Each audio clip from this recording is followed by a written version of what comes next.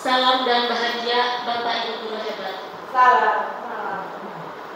Selamat siang dan selamat datang kami ucapkan kepada Bapak dan Ibu Guru hebat SDN Gelang Jaya 2 dalam diseminasi berbagi praktik baik mengenai budaya positif sekolah oleh CGP Angkatan 10 Kabupaten Tangerang, Banten.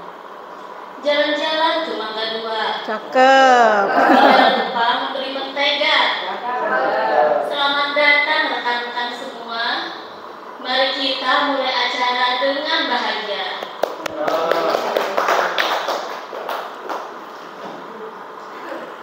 Yang terhormat Kepala Sekolah SDN Gelang Jaya 2, Ibu Siti Ulmiah SPD. Yang kami hormati Komite SDN Gelang Jaya 2 beserta anggota Bapak Apin. Yang kami hormati Bapak dan Ibu Guru SDN Gelang Jaya 2 beserta staf dan seluruh peserta dan narasumber pada siang hari ini.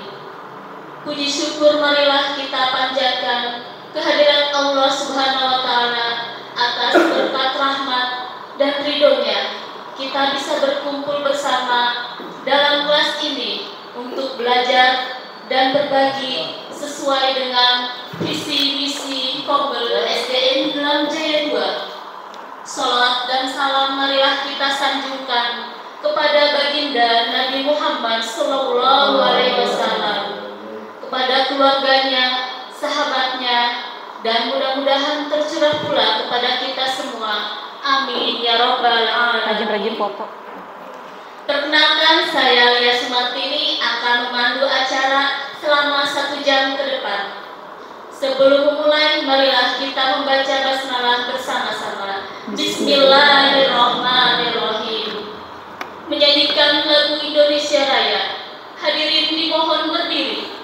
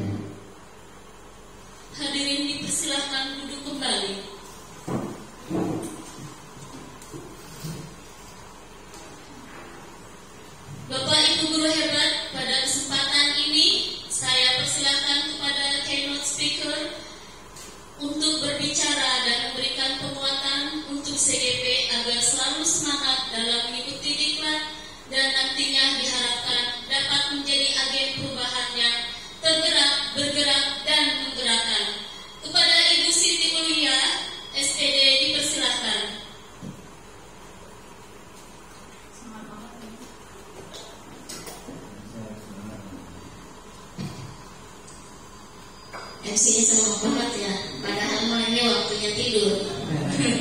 siang bolong begini, kita waktunya istirahat.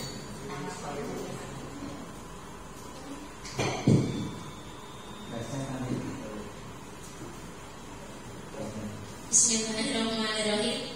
Pak Budi, suara saya tadinya bagus jadi jelek sih.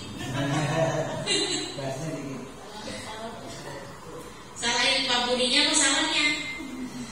Bismillahirrahmanirrahim. Assalamualaikum warahmatullahi wabarakatuh. Alhamdulillahirabbil alamin. Asyhadu an la ilaha illallah wa asyhadu anna Muhammadar Rasulullah. Allahumma shalli ala sayyidina Muhammad wa ala ali sayyidina Muhammad. Amma ba'du. Yang saya hormati Bapak Ibu Dewan Guru SDN Kelam Jaya 2 beserta TNI, dan alhamdulillah puja dan puji syukur kehadirat Allah Subhanahu wa taala karena pada hari ini kita masih diberikan nikmat sehat oleh Allah Subhanahu wa taala, sehingga pada hari ini kita dapat berkumpul dalam rangka melaksanakan kegiatan diseminasi Ibu Siti Fahriyah SPD sebagai CIP Angkatan 10. Mudah-mudahan selalu diberikan kemudahan kelancaran sampai selesai nanti. Amin. Salawat serta salam marilah kita sanjungkan kepada baginda Nabi besar Muhammad Sallallahu Alaihi Wasallam. Ucapan terima kasih kepada Ibu Siti Fahriyah yang sudah menyiapkan segalanya, mulai dari jamuannya yang mungkin komplit ya untuk hari ini, jamuannya komplit, untuk MC-nya juga semangat, dari nada berbicara alhamdulillah gede bayangannya katanya nih. Alhamdulillah ya, untuk guru-gurunya juga mudah-mudahan termotivasi semuanya untuk lebih semangat lagi di acara ini. Mudah-mudahan untuk khususnya Ibu Siti Fahriyah dalam rangka diseminasi modul tentang budaya positif, mudah-mudahan bisa membawa khususnya Kombel SDN Kelam Jaya 2, guru-guru besar istilahnya TK di SDN Kelam Jaya 2 menjadi Kombel yang lebih aktif lagi, bisa mentransfer ilmunya yang tadinya tidak tergerak menjadi bergerak. Karena memang tugas Bu Riri di sini tergerak, bergerak, menggerakkan. Mudah-mudahan acara ini kita doakan berjalan dengan lancar sampai akhir nanti, dan mudah-mudahan diberikan yang terbaik untuk khususnya untuk Bu Riri untuk kedepannya. Mungkin hanya ini yang dapat saya sampaikan, kurang lebihnya mohon maaf. Assalamualaikum warahmatullahi wabarakatuh.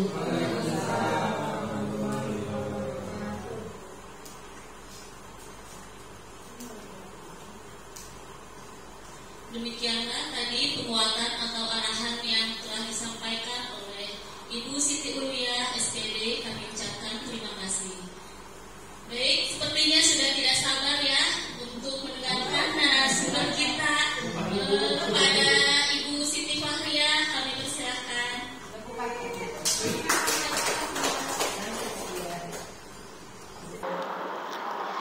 Assalamualaikum warahmatullahi wabarakatuh. Yang terhormat Ibu Kepala Sekolah SDN Kelam Jaya 2, Ibu Siti Ulia, mudah-mudahan sehat selalu ya Bu ya. Kayak suaranya udah mulai habis Ibu ya.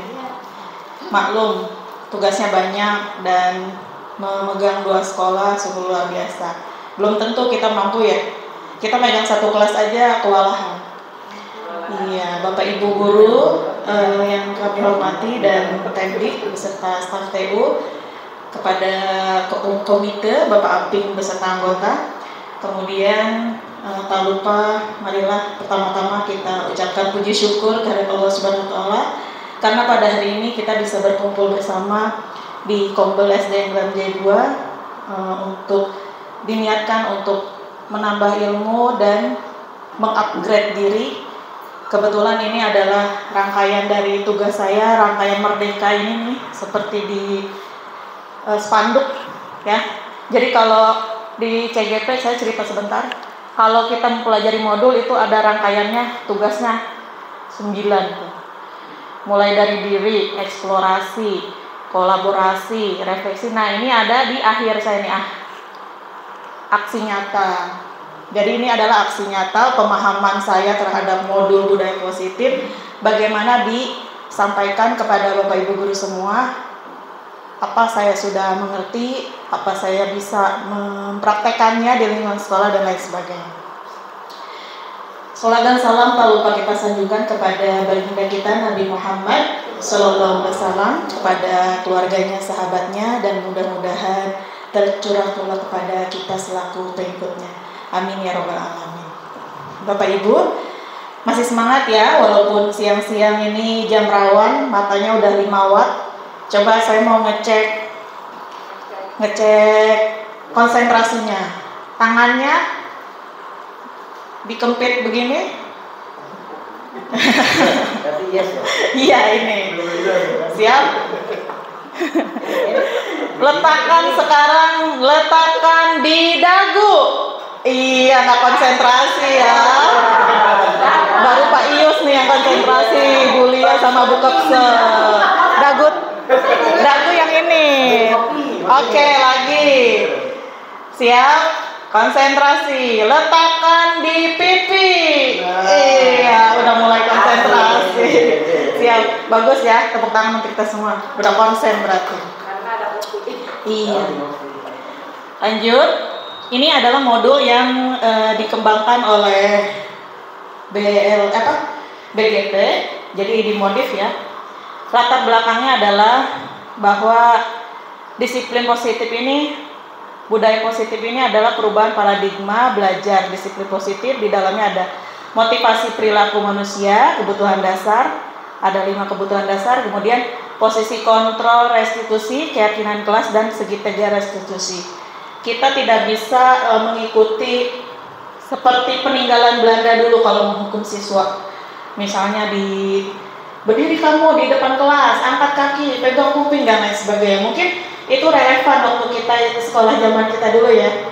Tapi untuk saat ini itu tidak bisa kita lakukan lagi karena kondisi zaman yang sudah berubah. Lanjut. Nah, tujuan kita berkumpul di sini adalah memahami konsep pendidikan menurut Ki Hajar Dewantara.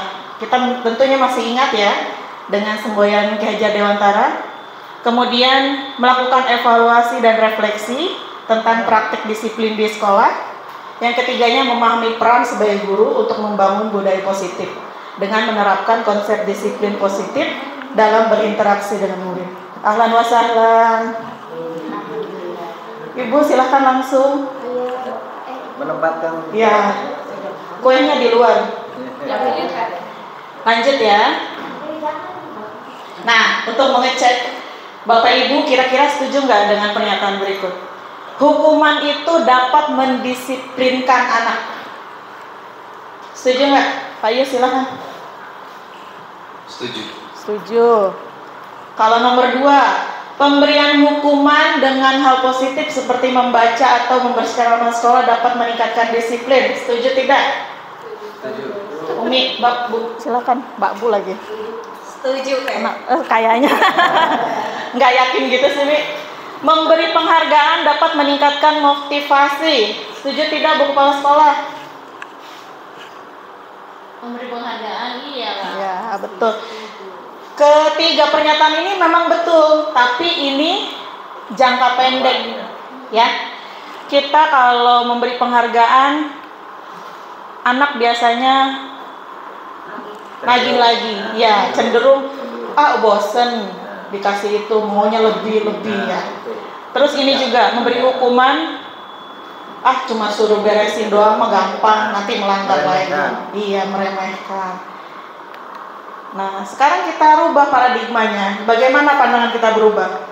Misal, boleh 1 orang di sini? Oh, Bu Rohimah silahkan. Pak Yus juga boleh. Kita yang belakang aja. Misal, Ibu Rohimah digenggam, ceritanya menggenggam kertas ya. Pikirkan di tangannya ini ada apa? Barang paling berharga. Oke? Udah ya? Terus kemudian saya sekuat tenaga merebutnya. Dikasih nggak? Enggak. Saya bujuk, nanti kalau dikasih ibu saya beliin kerudung deh. Enggak. Ya, punya saya ini berharga. Oh. Ini. Nah, kira-kira seperti itu. Ya boleh. Iya. Beri tepuk tangan ke Bu Im ya. Jadi kira-kira seperti itu.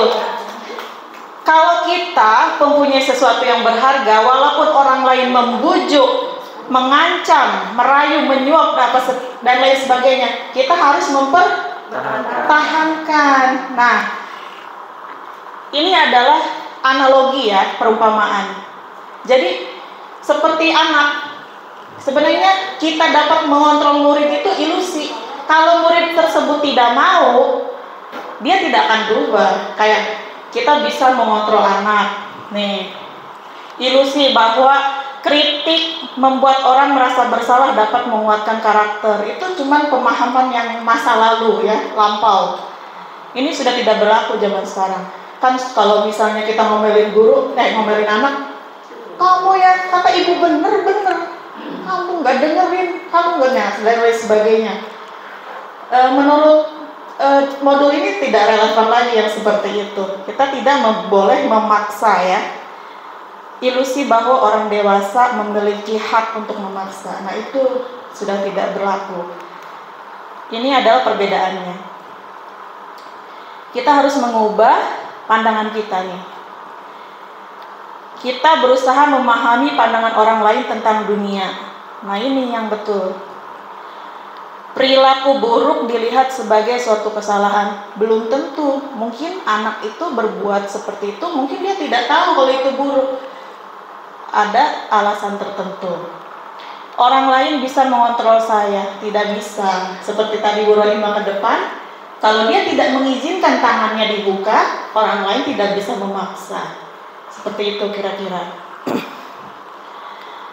Pemaksaan ada pada saat bujukan gagal. Nah, yang betul itu kolaborasi menciptakan pilihan baru. Model berpikir menang atau kalah. Harus kita rubah menjadi win-win solution. Situ menang, sini menang. Nah, ini adalah yang harus kita rubah pandangannya tentang teori kontrol. Berikutnya, ini adalah mind mapping atau peta pikiran dari teori kontrol. Makna disiplin, teori motivasi. Teori motivasi itu ada 3, nanti akan kita jelaskan. Kemudian 5 posisi guru sebagai penghukum, sebagai pembuat rasa bersalah, teman, pemantau, dan manajer. Kemudian ada segitiga restitusi, cara untuk mencari solusi dari setiap masalah. Kemudian ada 5 kebutuhan dasar manusia. Ini yang akan kita bahas hari ini. Mudah-mudahan kita nggak ngantuk ya. Saya juga sebenarnya ngantuk karena tadi udah habis Indomie dan es. Lanjut. Apa makna disiplin? Berasal dari bahasa Latin yang artinya belajar. Makna asal dari kata ini berkonotasi dengan disiplin diri dari murid-murid dan Sokrates dan Plato. Disiplin diri membuat orang menggali potensinya menuju sebuah tujuan, apa yang dia hargai. Namun budaya kita makna disiplin telah berubah maknanya menjadi sesuatu yang dilakukan seseorang pada orang lain untuk mendapat kepatuhan, cenderung tidak nyaman, terpaksa ya untuk menuju tujuan tertentu. Padahal makna disiplin sebenarnya ini adalah belajar. Disiplin positif. Nah, ini sesuai dengan nilai-nilai kebajikan yang kita kenal di profil belajar Pancasila. Masih ingat lagunya, Bu? Coba saya ketas ya. Belajar Pancasila, beriman dan bertakwa pada Tuhan yang esa dan berakhlak mulia, berkebinekaan global, gotong royong mandiri, kreatif dan bernalar. Nah, itu nilai-nilai yang ingin kita capai oleh setiap anak Indonesia sesuai dengan kurikulum merdeka. Lanjut. Nah, ini motivasinya. Ada L-nya ke bawah itu. Eksternal dan internal. Pertama, contoh saya nih, misalnya datang ke sekolah itu pagi karena takut dihukum misalnya, atau takut diomelin ibu hopsek. Nah, ini namanya motivasi eksternal. Apa yang terjadi kalau saya tidak melakukannya, nanti saya dibenci teman dan lain sebagainya. Itu motivasinya kurang bagus, masih dari luar. Kemudian untuk mendapatkan imbalan, oh saya kalau datang pagi pasti ibu Kepsek senang nih, pasti saya dipuji. Nah itu juga dari luar. Tapi yang paling bagus adalah disiplin bersifat internal dari dalam diri sendiri, untuk menghargai diri sendiri. Saya akan menjadi orang seperti apa bila saya melakukannya. Jadi untuk menghargai diri kita sendiri, menghargai waktu, ya itu adalah motivasi paling bagus. Jangan ditiru ya Bu ya. Saya sering telat soalnya. Mudah-mudahan setelah ikut ini, program ini bisa menjadi lebih baik. Amin. Ini ya disiplin positifnya. Kemudian merdeka menurut Ki Hajar Dewantara adalah merdeka itu artinya tidak hanya terlepas dari perintah, akan tetapi juga cakap untuk memerintah diri sendiri. Jadi kita memiliki kekuatan untuk punya keyakinan diri, tidak terpengaruh dari pihak luar dan manapun, punya kesadaran diri, merdeka intinya. Nah, posisi kontrol restitusi. Apa sih restitusi? Restitusi adalah proses menciptakan kondisi bagi murid untuk memperbaiki kesalahan mereka. Jadi mereka menyadari kesalahannya sehingga mereka bisa kembali kepada kelompok mereka dengan karakter yang lebih baik, lebih kuat. Restitusi juga merupakan proses kolaboratif yang mengajarkan murid untuk mencari solusi masalah mereka dan membantu murid berpikir tentang orang seperti apa mereka ingin menjadi tujuan mulia dan bagaimana harus memperlakukan orang lain. Jadi anaknya diajak diskusi ya Bapak Ibu ya. Ini adalah ciri-ciri 9 restitusi. Saya boleh minta tolong Bu Rohimah bacakan. 9 ciri-ciri restitusi. 1. Bukan untuk menebus kesalahan, namun untuk belajar dari kesalahan. Bikin teh dulu 2. kopi. Perbaiki hubungan. 3. Tawaran bukan paksaan. 4. Restitusi menuntun untuk melihat ke dalam diri. 5. Restitusi mencari kebutuhan dasar yang mendasari tindakan. 6. Restitusi diri adalah cara yang paling baik. 7. Restitusi fokus pada karakter, bukan tindakan. 8. Restitusi fokus pada solusi. 9. Restitusi mengembalikan murid yang berbuat salah pada kelompoknya. Tepuk tangan buat Ibu Rohimah. Keren sekali Bu. Terus keyakinan kelas. Nah, keyakinan kelas ini ya merupakan suatu yang dapat diterapkan di lingkungan kelas tersebut. Pembuatan keyakinan kelas melibatkan semua warga kelas melalui kegiatan curah pendapat. Keyakinan kelas ditinjau kembali dari waktu ke waktu. Nah, ini kan mumpung sebentar lagi kita menghadapi tahun ajaran baru. Jika Bapak Ibu mulai di kelas baru nanti, itu buatlah keyakinan kelas yang akan kita juga kesepakatan kelas ya, jangan lupa agar anak-anak nyaman belajar di kelas. Mengapa tidak peraturan saja? Mengapa harus keyakinan keras? Jadi ini ada perbedaannya ya.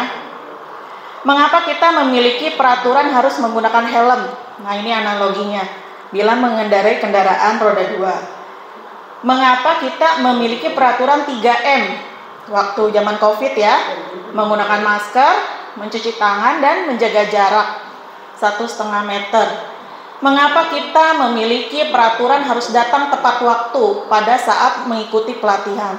Semua itu adalah bentuk dari peraturan, tapi ini motivasinya jadinya dari luar karena sudah ada peraturan atau tata tertib. Berbeda dengan keyakinan kelas. Jadi anak-anak kita ajak sepakat dulu. Itu seperti peraturan tidak tertulis.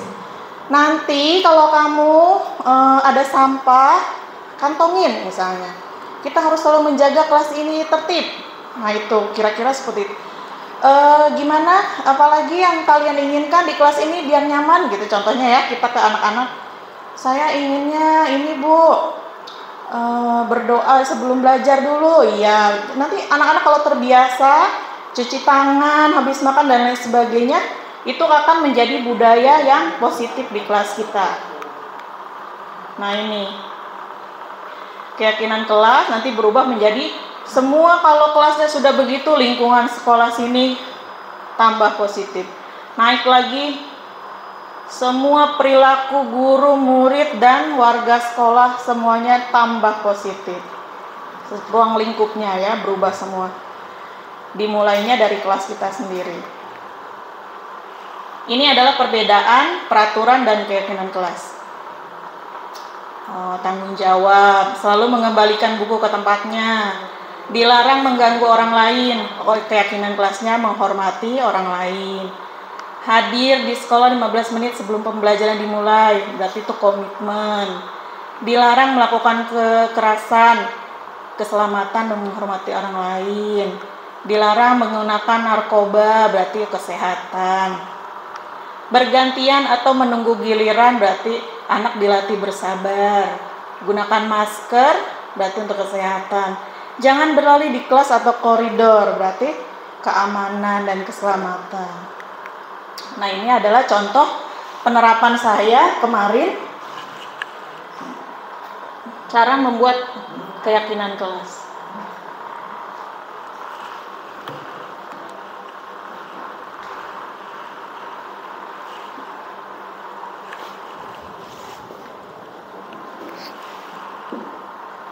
Suaranya nggak ada ya? Tapi tadi udah nyala.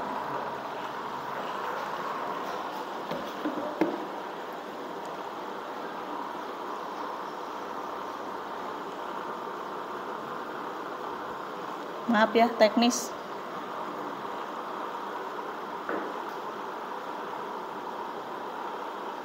Tadi Indonesia Raya bisa.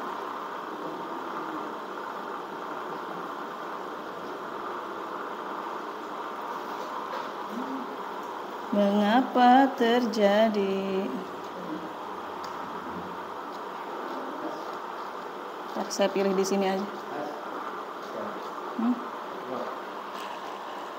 Saya milih di sini, takutnya nggak ini.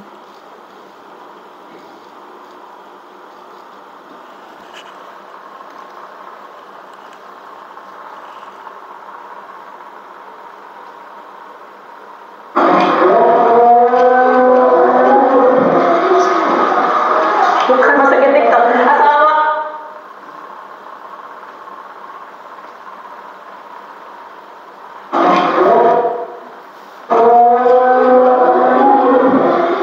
Ada suara Pak Yus. Bukan masukin TikTok. Assalamualaikum. Selamat pagi semuanya. Apa hari ini? Ya, terus semangat dulu ya. Tetap semangat.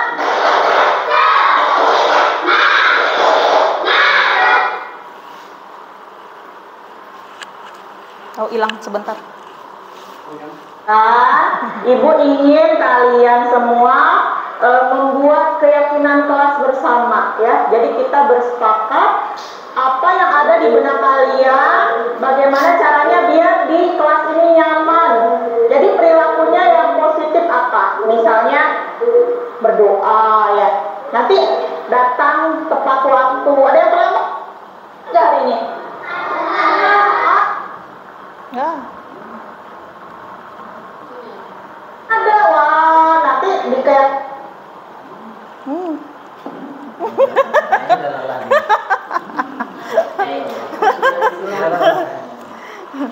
yang pas nggak boleh tuh kayak gitu.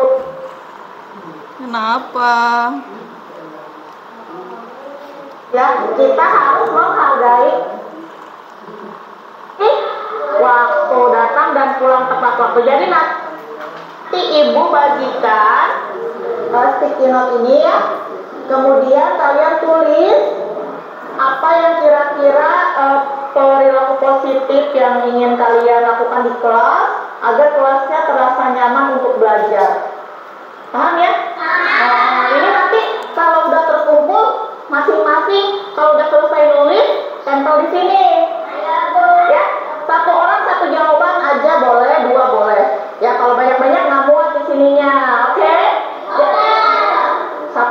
SD. 2 paling banyak 2 ya. Siapkan alat tulisnya, bawa pensil, bawa pulpen. Oke.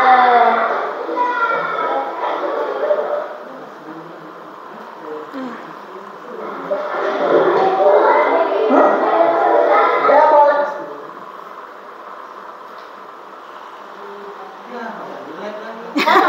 Boleh. Sabar ya, sinyalnya kurang bersahabat. Tidak boleh. Padahal ini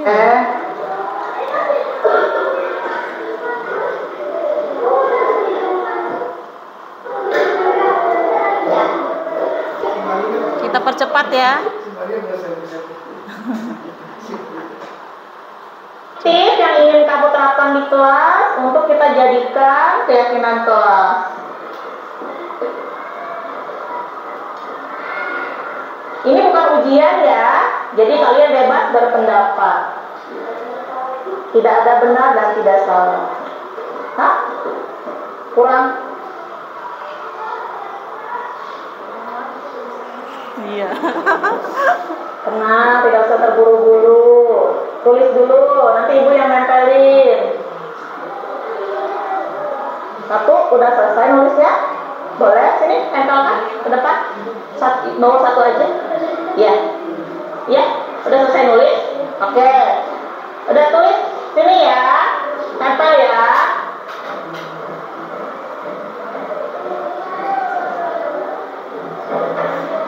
Simpan sini. Boleh. Yang sudah selesai boleh ditempel ya. Boleh 2, boleh. Oke, boleh. Ada lagi? Sudah selesai? Tempel. Terima kasih.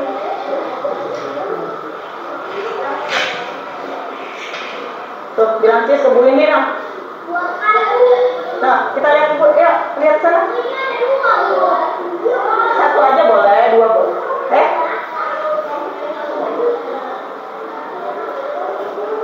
Oke, good job. Pintar semua ya.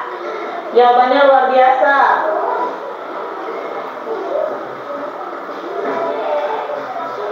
Kasih. Ya, sini kakak. Terima kasih. Belum ngobrol.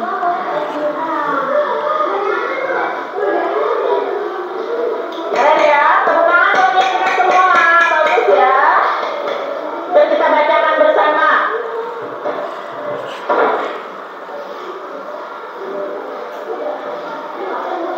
Ayo yang belum?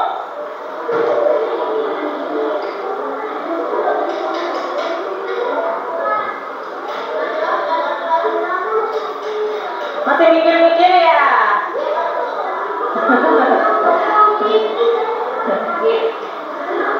Sini boleh, di mana juga boleh. Boleh, tempel kan? Oke, siap. Oke, terima kasih. Siap. Oh ya udah, pegang aja. Kasih ya. Ada yang belum? Ayo. Ayo.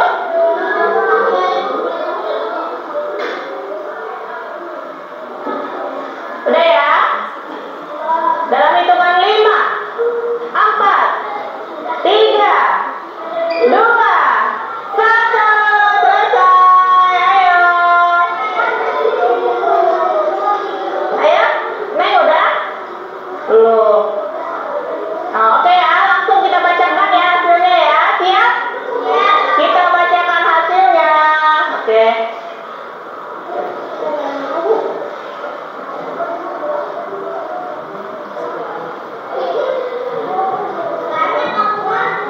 Mantap. Boleh, boleh banyak. Kita baca sama-sama ya. Apa ini? Berdoa. Betul, biar kelasnya bersih dan nyaman. Mantap. Aku ingin sekolah ini bersih, menjaga kebersihan. Oke. Sopan santun, mengikuti jadwal piket, tidak bolos, mengikuti pelajaran. Wah, bagus sekali ya.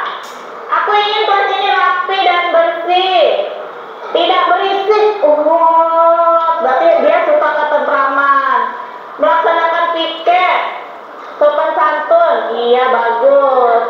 Semua jawabannya bagus ya. Kita beri tepuk tangan untuk kita semua. Jadi kita bersepakat agar lingkungan kelas ini nyaman untuk kita tempat belajar.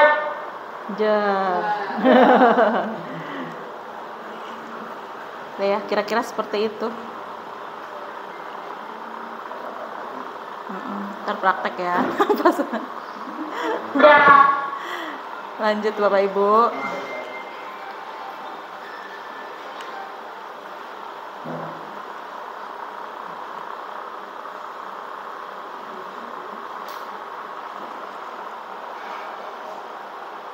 Kemana tadi? Keyakinan kelas ya? Ya maaf ya, kesalahan teknis. Yang mana yang merupakan, kalau sudah lihat tadi, kira-kira yang sebelah kanan, kanan nih, ini kanan ini, atau kiri ini, yang merupakan keyakinan kelas. Ayo angkat tangan. Menurut Pak Roni yang mana? Yang kanan apa yang kiri? Yang sono, nggak ada yang sono. Bu Yuli, yang kanan apa yang kiri? Ya udah voting aja deh, voting. Yang milih kanan angkat tangan. Oke. 1 2 3 4 5 6 7 1000 orang milih kanan. Oke. Iya, betul jawabannya yang kanan. Kenapa? Karena di sini ada kesepakatan kami guru dan murid gitu.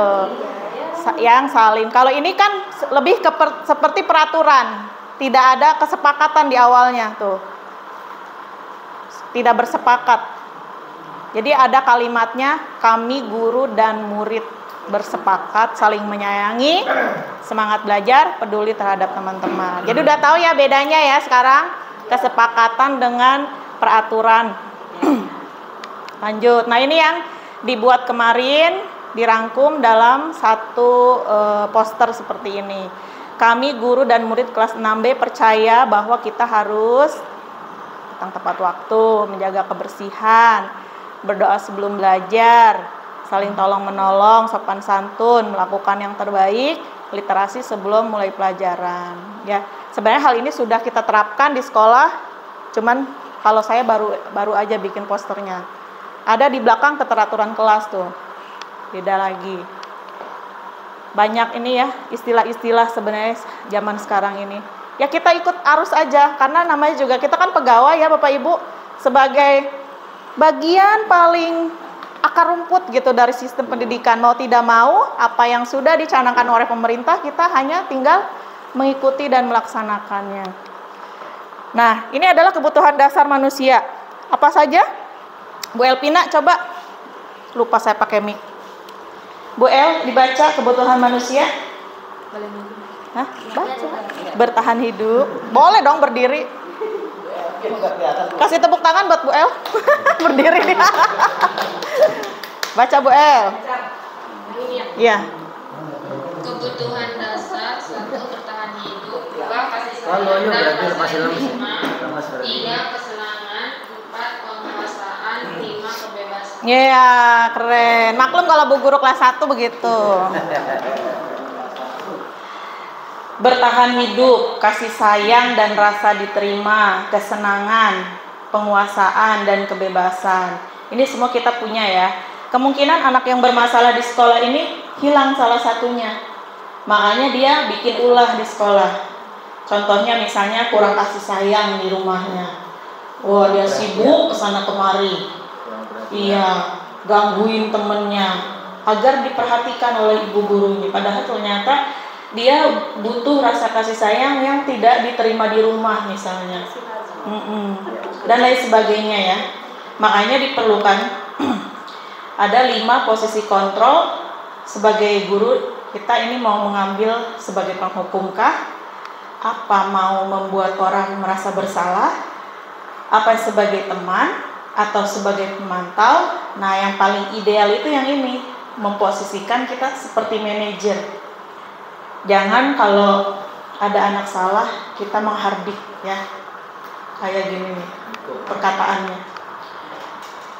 Awas ya gitu misalnya, kamu rasakan, kalau kamu nggak mau awas dan lain sebagainya ya.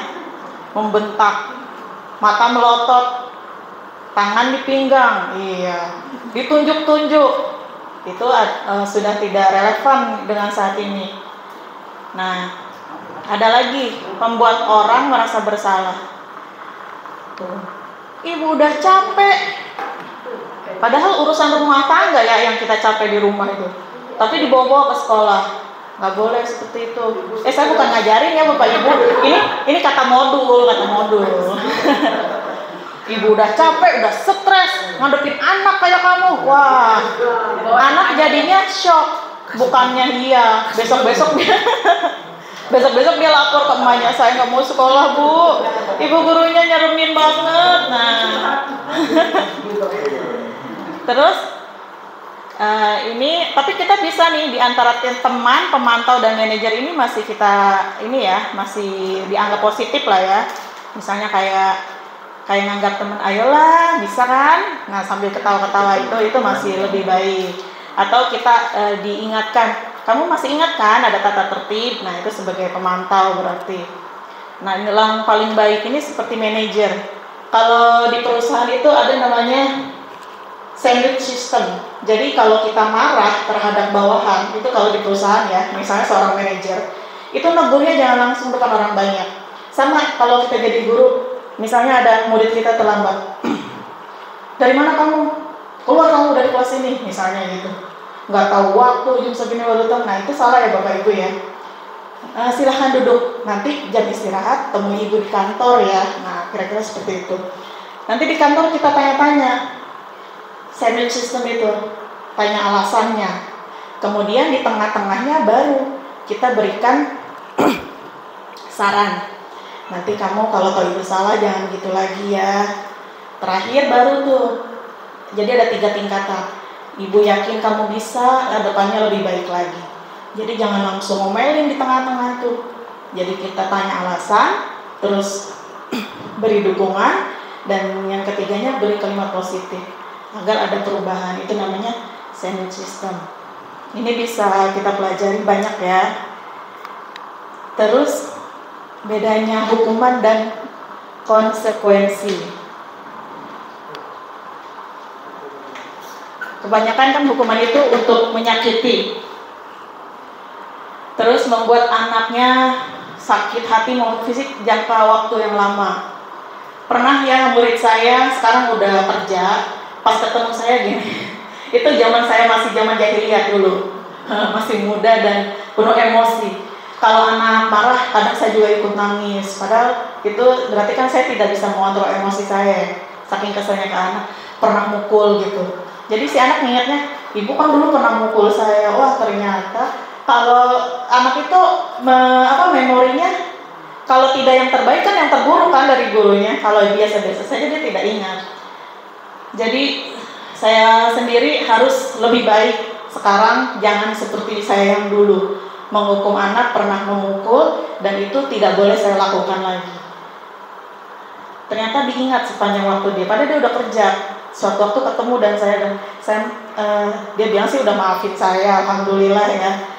Tapi itu tidak boleh terjadi lagi. Kemudian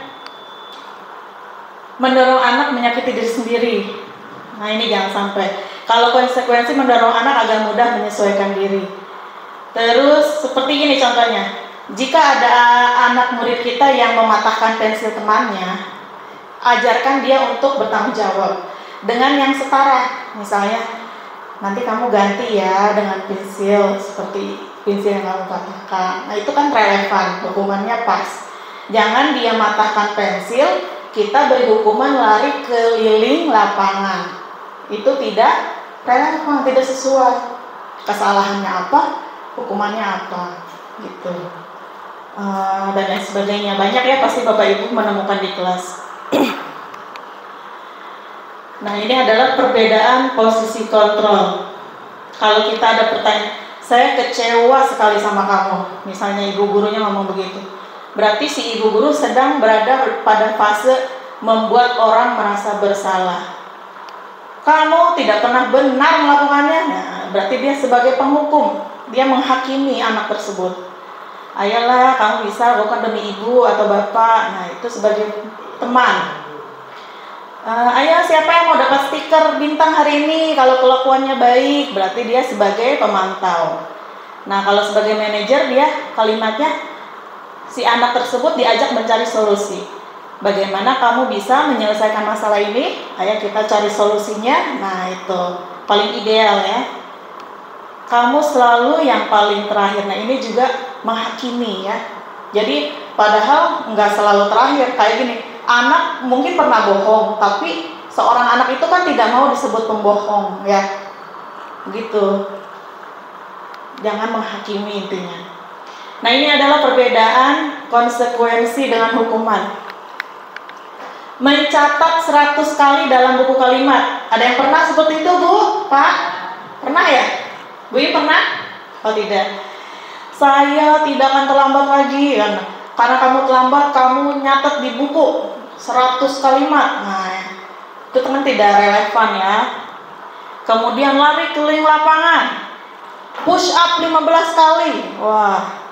Nah, kalau ini mengganti kertas tugas teman yang telah dicoret-coret. Jadi dia coret-coret kertas diganti lagi oleh kertas. Itu adalah konsekuensi. Membersihkan tumpahan air di meja atau di lantai karena dia menumpahkan air misalnya. Nah, itu adalah konsekuensi. Kalau pelajaran Bu Elvina nih misalnya, dia disuruh lari keliling lapangan karena terlambat ke lapangan. Nah, itu masih boleh karena Bu Elvina adalah guru PJOK misalnya. Itu masih sesuai. Lanjut.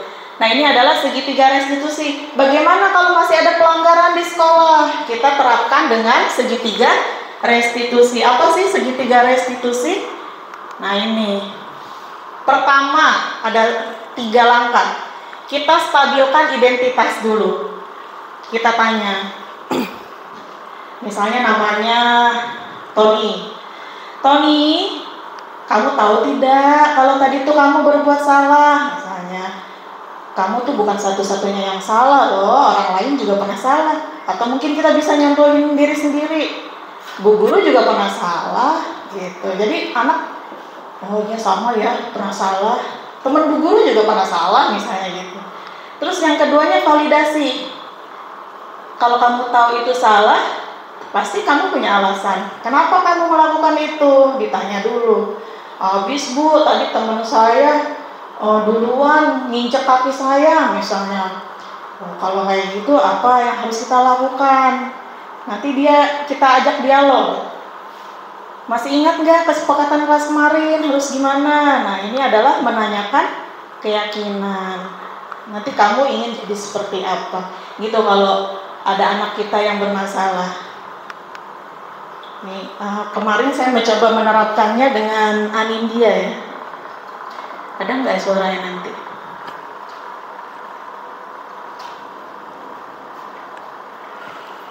Nggak keluar lagi ya? Ada.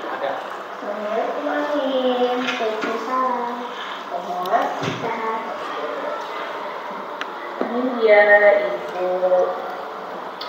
Sebenarnya kamu datang terlambat ya hari ini? Iya Bu.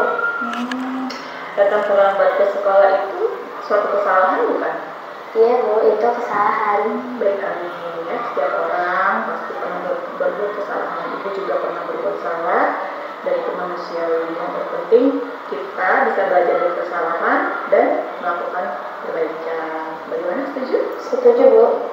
Anin, kita cari solusi bersama ya. Iya. Hari ini Anin datang terlambat, pasti ada alasannya. Kalau boleh Ibu tahu kenapa hari ini Anin datang terlambat?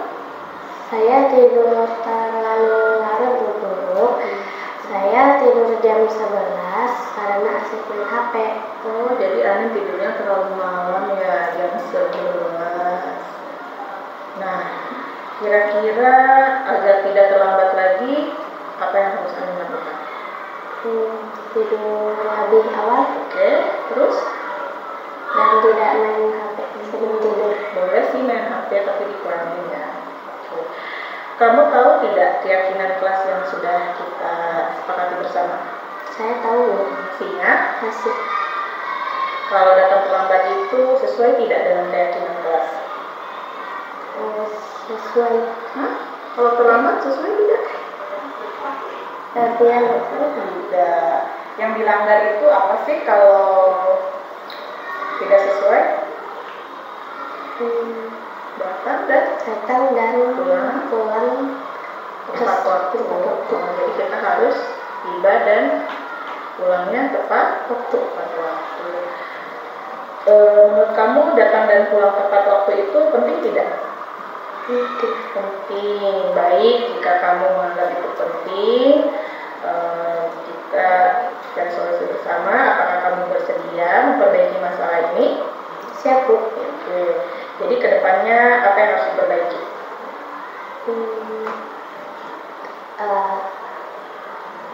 Datang dan pulang tepat waktu. Jadi kita harus lebih menghargai waktu. Oke, bagus sekali Anin. Tetap semangat ya. Silahkan kembali ke kelas. Ibu ucapkan terima kasih. Terima kasih, Bu. Saya senang sekali diajak diskusi bersama Ibu Riri untuk lebih menghargai waktu dan datang ke sekolah tepat waktu.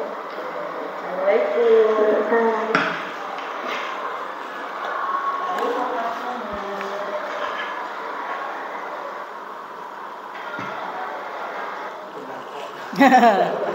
Ya, kira-kira dialognya seperti itu ya. Kalau kita menerapkan segitiga restitusi, jadi diharapkan pendekatannya positif ya, tidak menghakimi anak, apalagi mempermalukan dia di depan kelas. Ya, kan saya juga bukan manusia sempurna, apalagi saya hobinya marah-marah ke anak itu. Ya, benar anak satu aja di rumah itu pusing. Ini anak sekelas 45 misalnya. Apa kepala kita nggak darah tinggi gitu, tekanan darahnya. Tapi kita harus mencari jalan terbaik dari cara kita mendisiplinkan siswa. Jadi ini ada posisi negatif, positif, dan netral. Cara disiplin dengan restitusi dianggap paling baik saat ini karena menguatkan murid dalam jangka panjang, kemudian muridnya juga mendapatkan penguatan, masalahnya terpecahkan bersama, muridnya sadar dengan tanggung jawab, fokus pada pemecahan masalah, terus dia sadar apa yang sudah diyakini dan menjadi kesepakatan bersama. Dia menghormati dirinya dan orang lain. Ini yang kita harapkan outputnya. Ya, Bapak Ibu, lanjut. Nah, sekarang kita sudah ada di akhir. Hal baru apa yang mengubah paradigma saya yang saya dapatkan pada hari ini? Kira-kira ada yang mau berpendapat? Ayo, Bu Rahimah. Silahkan, apa perasaannya sudah belajar hari ini? Terima kasih Bu Siti Fahriah. Saya Bu Rahimah, guru kelas 2. Hal baru yang saya dapat hari ini, alhamdulillah saya lebih memahami apa itu kesepakatan kelas atau keyakinan kelas. Jadi sesuai dengan kemauan anak ya, sehingga anak menyenangkan untuk memulai aktivitas di sekolah. Terima kasih. Sama-sama, keren sekali. Kalau perasaan yang muncul selama mengikuti sesi ini, tolong Pak Roni berikan testimoninya. Perasaan saya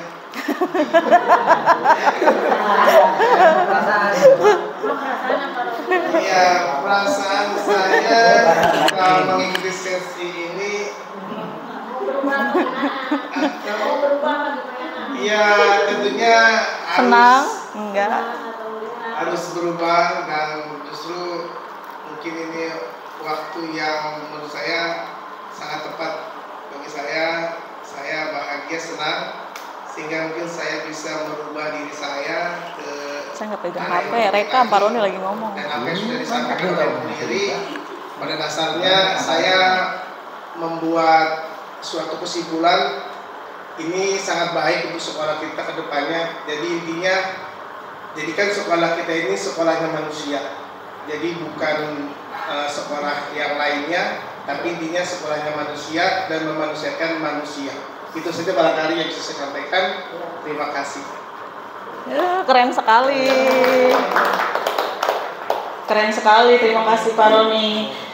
Miss Yuli, peran kamu seperti apa yang telah dilakukan? Coba apa sebagai manajer? Apakah sebagai masih sebagai teman atau pemantau? Silahkan berpendapat.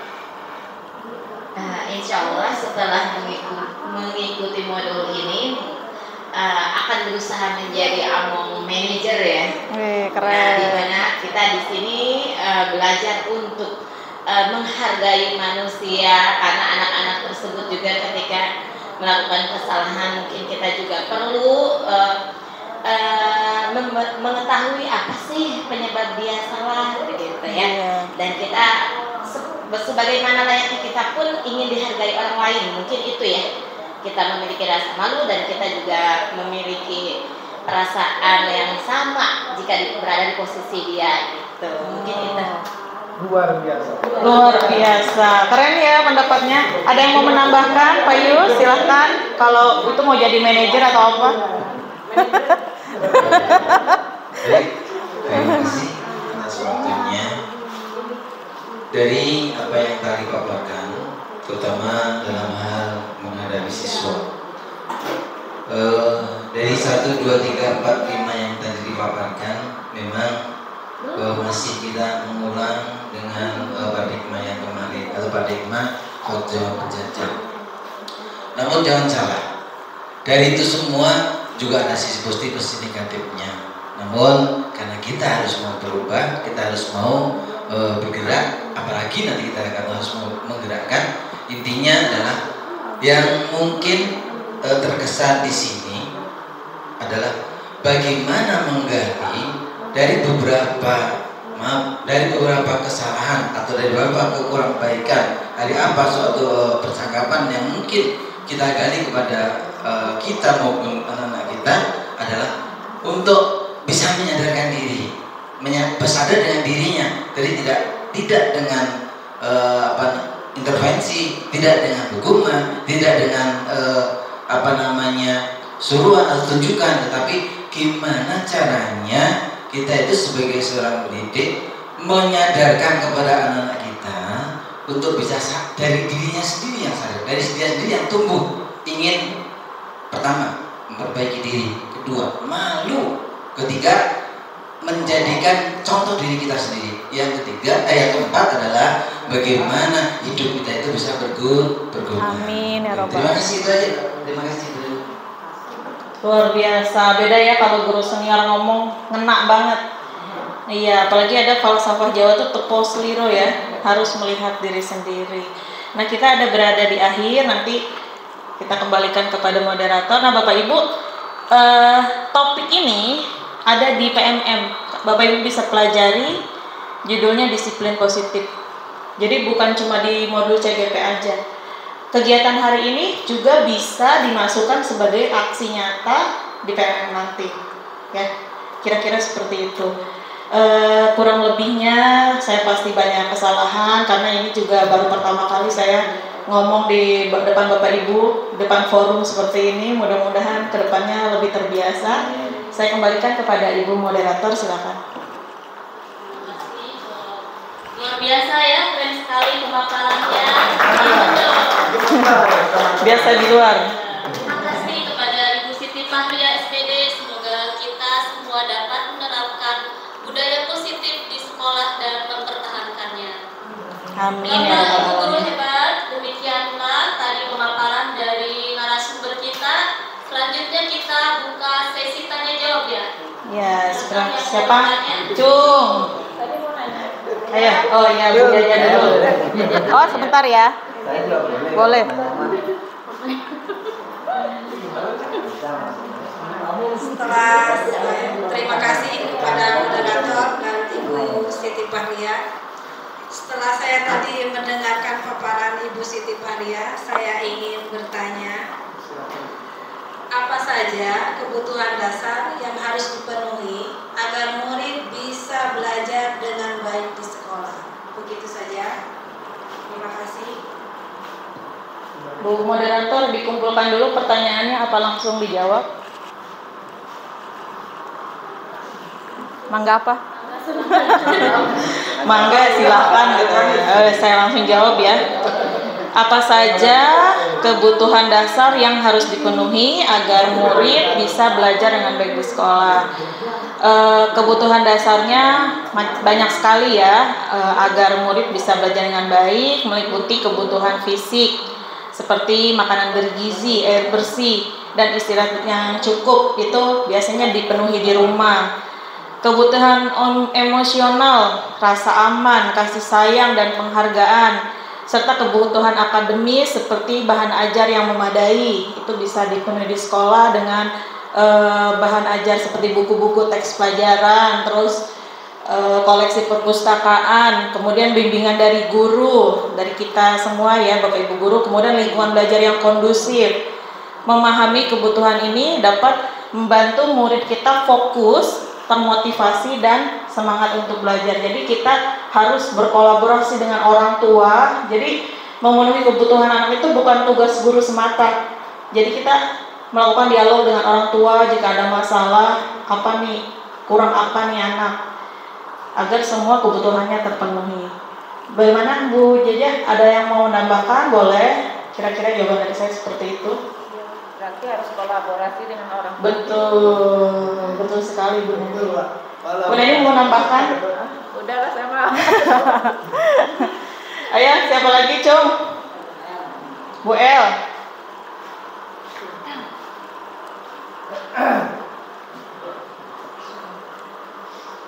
Nama saya Elvina, saya ingin bertanya, bagaimana cara kita bisa menciptakan dan memelihara budaya positif di sekolah kita?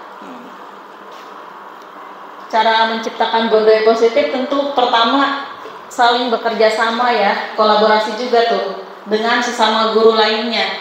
Kita tidak bisa menciptakannya hanya sendiri. Kalau kita sama-sama nanti akan terbentuk kebiasaan baik yang awalnya di kelas jadi budaya sekolah gitu, budaya positif di sekolah ya. Saling menghormati dan mendukung satu sama lain, kemudian kegiatan kelas dan praktik-praktiknya kita setiap hari jadi menjadi pembiasaan terhadap siswa. Seperti itu Bu El. Ada lagi? Saya Bu Guru. Oh boleh. Kelas 1. Perkenalkan, nama saya Ibu Amilina, guru kelas 1. Yang ini saya tanyakan mengenai keyakinan dan kesepakatan kelas tadi yang Ibu paparkan. Untuk tahun ajaran besok ini bisa dipakai bisa. Kesepakatan atau keyakinan kelas itu. Jadi kalau seandainya katanya bisa, kira-kira contohnya seperti apa untuk keyakinan atau kesepakatan kelas itu? Terima kasih. Bagus sekali pertanyaannya Bu Amilina. Jadi nanti ketika tahun ajaran baru Ibu di kelas itu, jadi kelas 1 juga sudah bisa kita ajak curah pendapat ya atau diskusi. Misalnya kesepakatan kelasnya itu yang anak diajak diskusi, angkat tangan yang punya ide seperti yang tadi saya videokan tadi. Kan kita biasanya kalau beda kesepakatan dengan keyakinan, kalau kesepakatan itu kita biasanya dimulai belajar pas kita masuk, sebelum materi masuk. Kita ingat ya kesepakatan kelas, selama pembelajaran kalian harus tertib, berdoa sebelum belajar, dan setelah belajar angkat tangan bagi yang ingin bertanya. Nah itu biasanya itu kesepakatan kelas. Tapi kalau keyakinan kelas itu di sepanjang tahun. Jadi seperti peraturan tidak tertulis tapi diingat oleh siswa, seperti kelas tuh harus selalu rapi, atau bu guru masuk sudah ada ini taplak meja. Nah seperti kata Pak Roni, sebelum Bapak Ibu guru masuk kalian harus duduk tenang di kelas. Nah seperti itu kan Pak Roni sering ini, jangan Bapak Ibu gurunya masih di kantor kalian lari sana. Nah seperti itu bisa diaplikasikan ke kelas 1. Bedanya kalau kesepakatan kelas kan aturannya disepakati bersama guru dan siswa untuk mengatur perilaku atau tata tertib di kelas. biasanya dalam bentuk tertulis. Kalau keyakinan itu lebih abstrak dan menyangkut nilai moral atau etika, begitu. Bedanya itu aja. Ya. Nanti kalau belum ini kita pelajari lagi modul tentang keyakinan kelas bareng-bareng di Kombel Sahabat SDN Glam Jaya 2. Siap? Iya. Karena udah lewat dari 1 jam, saya kembalikan kepada Ibu Moderator. Oh, mau nanya boleh. Wakilnya dari teknik. Pagi lo ya malu. Selamat siang. Baru saya kembalikan ke ini. Jarso, bagi kita yang di SD Glam Jaya 2, permintaannya kepada Halo Pak Pudi. Ibu Moderator. Moderator. Narasumber. Jadi hal baru apa yang dapat merubah paradigma mengenai segitiga restitusi dalam mengatasi masalah kedisiplinan siswa? Wes. Pertanyaannya berat nih. Merubah paradigma. Jadi pandangan kita harus berubah ya. Kalau kita sudah menerapkan segitiga restitusi, kita dapat dirubah misalnya pendekatan berbasis trauma. Jadi anaknya diberikan pemahaman tentang dampak trauma pada perilaku siswa. Pendekatan ini mengakui bahwa perilaku yang tidak disiplin seringkali merupakan hasil dari pengalaman traumatis. Jadi anak ditanya, oh kalau anak sering mengganggu teman, kita tanya sebabnya apa. Siapa tahu punten ini di rumahnya mungkin dia korban abusif dari orang tuanya, ya. Dan kemudian melimpahkannya kepada teman-teman di sekolah, kan kita tidak tahu. Makanya sebelum kita menghukum anak, anaknya ditanya dulu alasannya. Karena setiap itu pasti ada alasan. Kemudian teknologi dalam pendekatan restoratif, menggunakan teknologi seperti aplikasi seperti yang tapi belum kita kembangkan ya. Misalnya kalau di SMP SMA kan sudah ada BK. Kalau di sekolah SD itu kita guru SD sekalian bimbingan konselingnya, borongan kalau guru SD. Biasanya ada dokumentasi di aplikasi tersebut, tapi kita belum ada.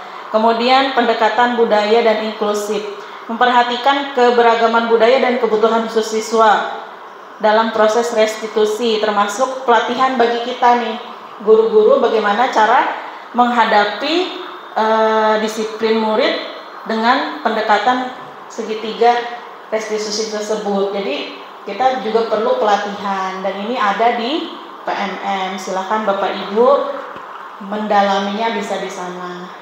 Kira-kira seperti itu. Silakan Ibu Moderator. Tidak terasa ya, waktu sudah menunjukkan pukul berapa ini? 2.30. 2.20. Sudah 1 jam ya. Tibalah kita di akhiri acara. Marilah kita bersama-sama mengucapkan hamdalah. Alhamdulillahirabbil alamin.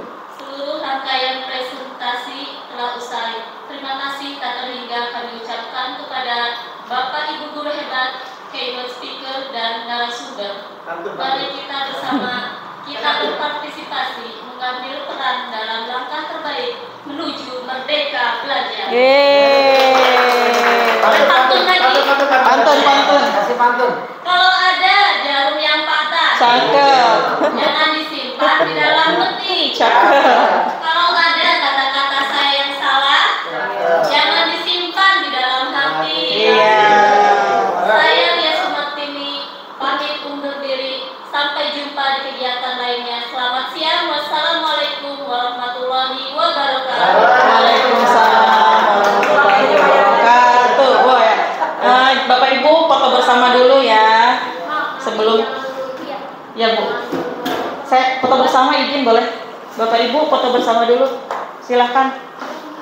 Ibu boleh di depan. Pak Budi moto ya. Oh ini ada orang baru nih, ntar suruh gantian. Sini Beb, sini moto dulu ntar gantian. Iya siap Mas. Iya, Ini ada tarkam. Ini second movie ya? Ini apa Umi di SMP?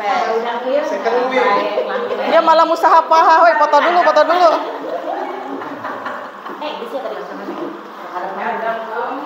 Misul, ini Abi.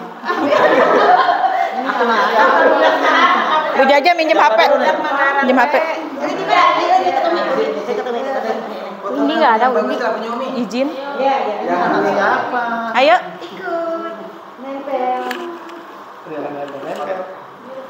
Resmi. Masa? Bapak. 1, 2, 3. Tangerang. 1, 2, 3. Literasi.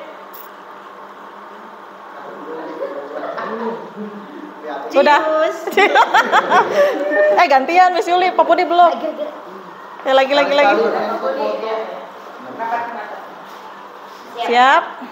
3 ya tadi ya. Siap. Pegangan, salah. Serius? Tangerang Gemilang. Sarangnya yuk. Literasi. Sarang Deo. Udah. Ini langsung aja ya. Iya. Makasih ya.